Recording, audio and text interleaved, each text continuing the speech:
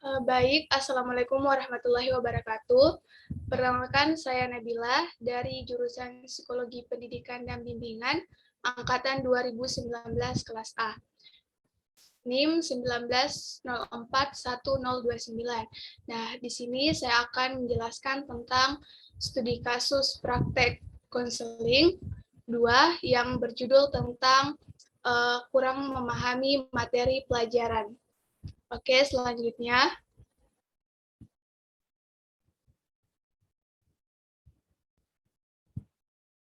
Nah, yang pertama kita masuk ke bagian identifikasi masalah. Setelah saya melakukan kunjungan atau observasi di SMA Negeri 9 Makassar dan bercerita atau sharing-sharing dengan guru BK di sana, saya mendapati banyak siswa yang kurang memahami pelajaran sekolah dikarenakan oleh banyak penyebab. Salah satunya yang paling memberikan dampak, kata guru BK, yaitu terjadi pada siswi yang bernama Sanet Claudia. Saya pun melakukan wawancara dan membagikan pedoman observasi. Selanjutnya, nah, baik, sebelum melakukan wawancara, pertama kita harus mengetahui dulu identitas konseli kita. Identitas konseli yang saya wawancara yaitu bernama Sanet Claudia, kelas 11 IPS 2, bersekolah di SMA Negeri 9 Makassar, dan saya melakukan wawancara pada tanggal 12 Mei di hari Kamis. Jenis kelamin perempuan dan umurnya 17 tahun. Selanjutnya,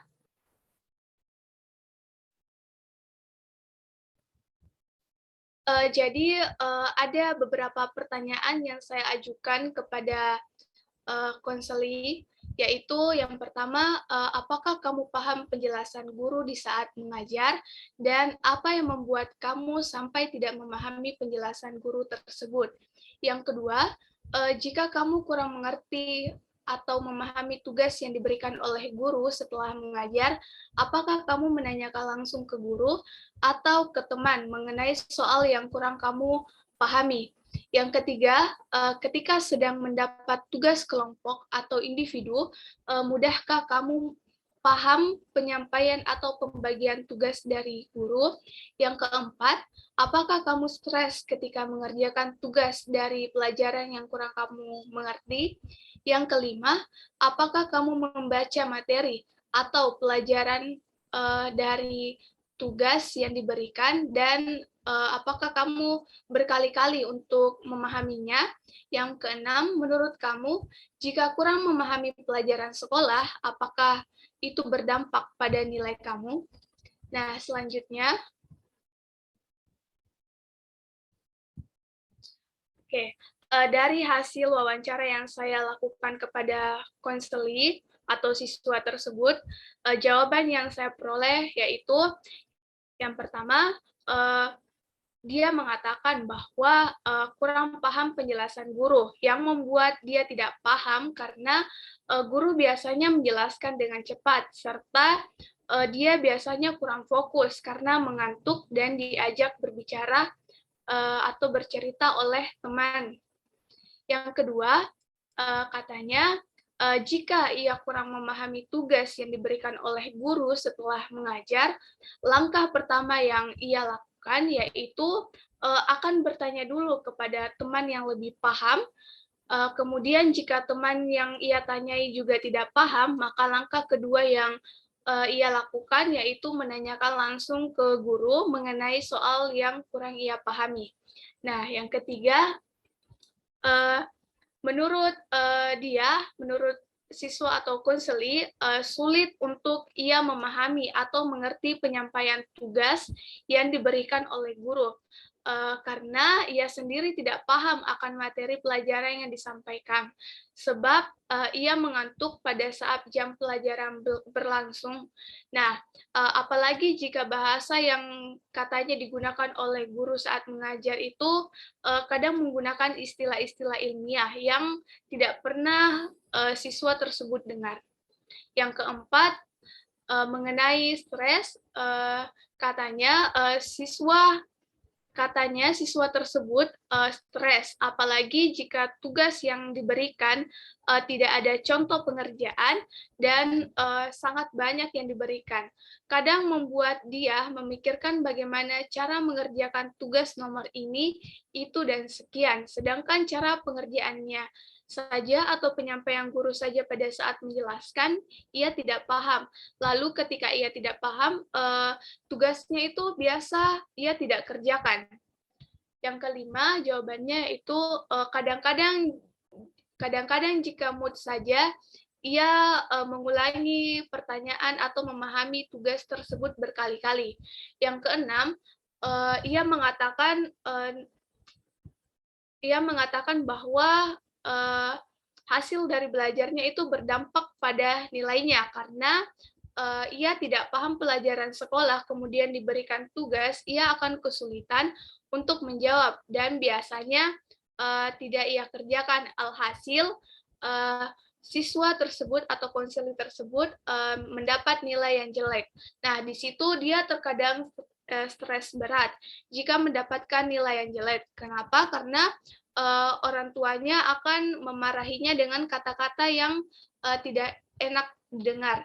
Dan di situ jika ia stres, biasanya katanya ia tidak nafsu makan karena banyak pikiran yang membuatnya kena penyakit MAH atau asam lambung.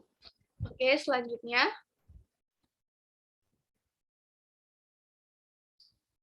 Oke, setelah melakukan wawancara, saya pun melakukan observasi. Nah, sebelum kita melakukan observasi, kita juga harus mengetahui identitas dari siswa yang akan kita observasi. Nah, nama siswa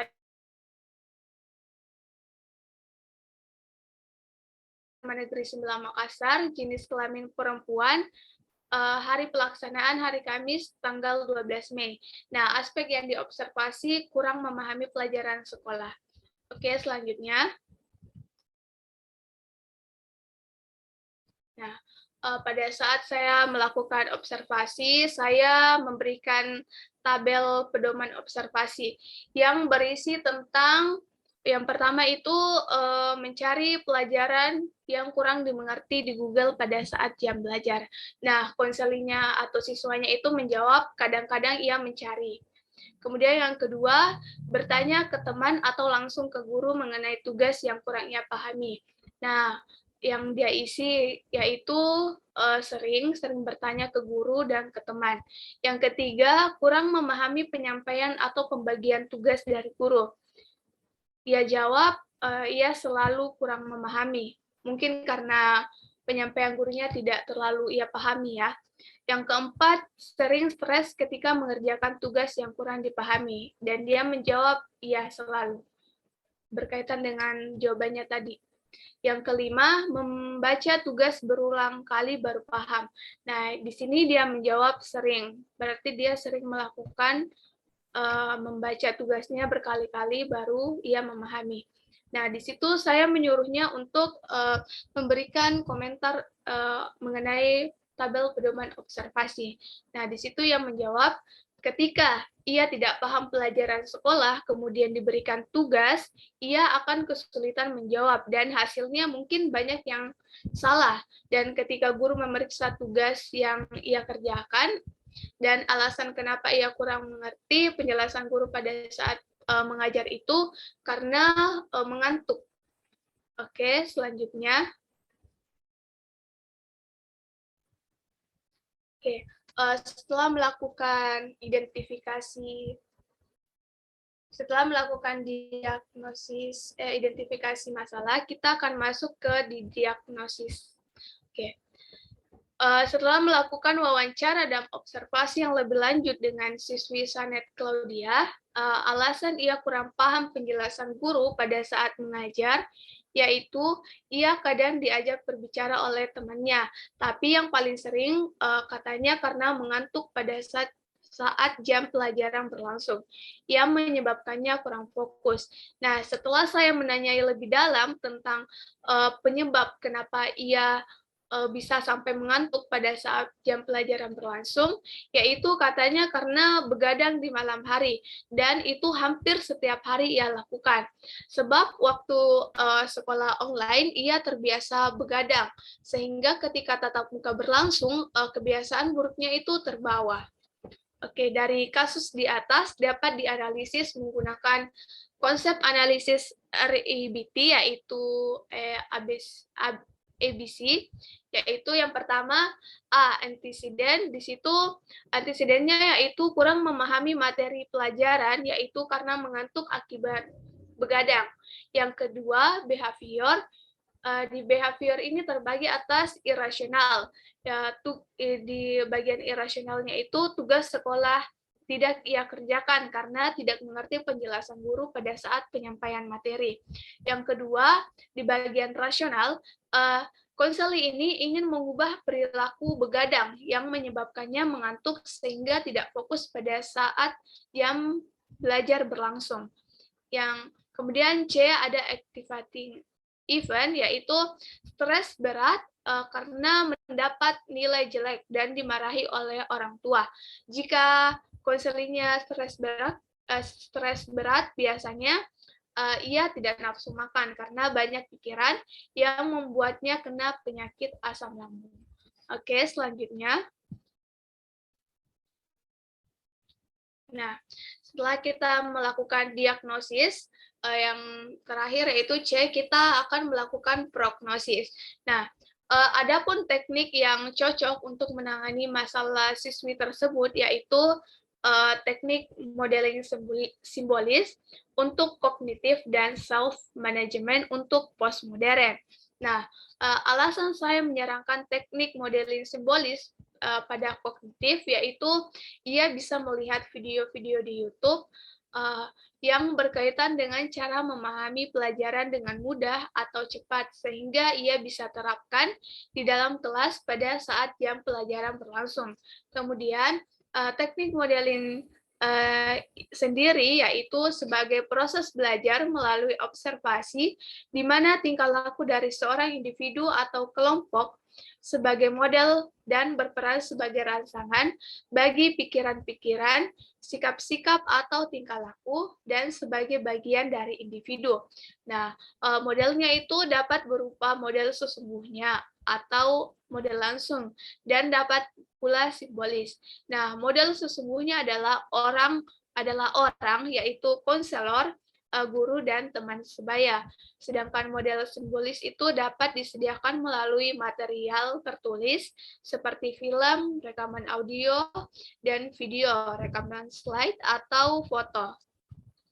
Kemudian alasan saya menyarankan teknik self-management karena yang membuat siswi Sanet Claudia tersebut tidak paham pada pelajarannya, yaitu ia mengantuk pada saat jam pelajaran berlangsung, sehingga ia tidak fokus dan hasil pelajaran guru dan hasil penjelasan guru pada saat mengajar tidak dapat ia tangkap atau pahami. Penyebab ia mengantuk karena begadang di malam hari. Jadi menurut saya teknik self-management sangat cocok karena yang ingin diubah adalah manajemen dirinya di malam hari, yaitu kapan batas jam ia harus tidur agar tidak begadang lagi sehingga ia tidak mengantuk di pagi hari. Dan alhasil dia bisa fokus mendengarkan atau memahami materi pelajaran. Nah, teknik self-management atau manajemen diri adalah kemampuan untuk mengendalikan diri akan sesuatu tindakan yang sedang dilakukan atau hendak dilakukan, baik dari aspek pikiran maupun ucapan, agar dirinya terdorong untuk menghindari hal-hal yang tidak diinginkan. Nah, itu saja dari saya. Saya ucapkan terima kasih.